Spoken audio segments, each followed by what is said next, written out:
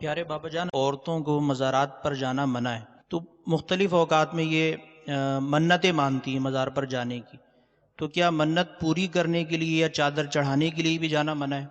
اسی طرح مزار کے علاوہ قبرستان کی حاضری، قبرستان جانے کی بھی کیا ممانعت ہے؟ جی ہاں، قبرستان بھی ان کو جانا منع ہے، اور یہ جو چادر چڑھانے کی یا مزار پر کوئی دیگ لٹانے کی انہوں نے منت مانی، تو اول تو مرد بھی اگر اس کی منت مانتا ہے مزار کی کہ میں وہاں جا کر یہ نیاز چڑھاؤں گا یا چادر چڑھاؤں گا، تو اس کو بھی یہ منت پوری کرنا واجب نہیں ہے، نہیں کرے گا تو گناہگار نہیں ہوگا۔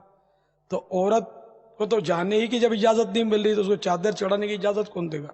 جا کر وہ دیگ لٹانے کی کون اجازت دے گا؟ پھر بھی اگر کرنا ہی ہے، دیگ لٹانی ہے، تو اپنے بیٹے کو بھیج دے، خود جا کر کیوں لٹائے؟ ان کو نہیں جانا چاہیے۔ یہاں تک ایک بزرگ بہت بڑے عالم ہیں، مفتی ہیں، ان سے جب یہ پوچھا گیا کہ عورت جو خواجہ غریب نواز کے مزار پر جاتی ہے تو اس کا جانا کیسا ہے، تو جواب یہ دیا کہ یہ نہ پوچھو کہ جانا کیسا ہے، یہ پوچھو کہ اس کے جانے میں کیا کیا اس پر آفتیں ہیں۔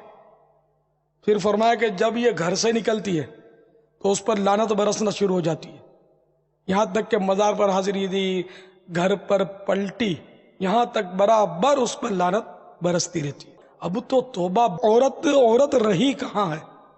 عورت کے لفظی معنی ہے چھپانے کی چیز، تو اب یہ عورت تو نہیں رہی، تو لیڈی بن گئی ہے، لیڈیز، میم صاحب، میڈم۔ تو عورت کے لفظی معنی چھپانے کی چیز، اس کو چھپ کر ہی رہنا چاہیے نا، پردے میں رہنا چاہیے۔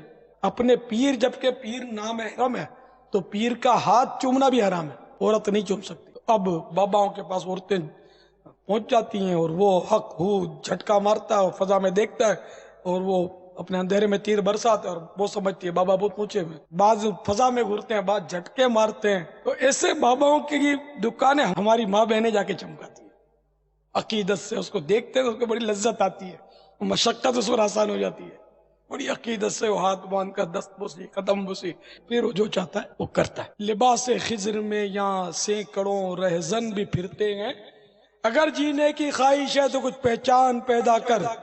لباس خضر یعنی کہ رہنما کے بھیس میں، لباس خضر میں یہاں سینکڑوں رہزن مانے ڈاکو، ڈکیٹ، لباس خضر میں یہاں سینکڑوں رہزن بھی پھرتے ہیں، اگر جینے کی خواہش ہے تو کچھ پہچان پیدا کر۔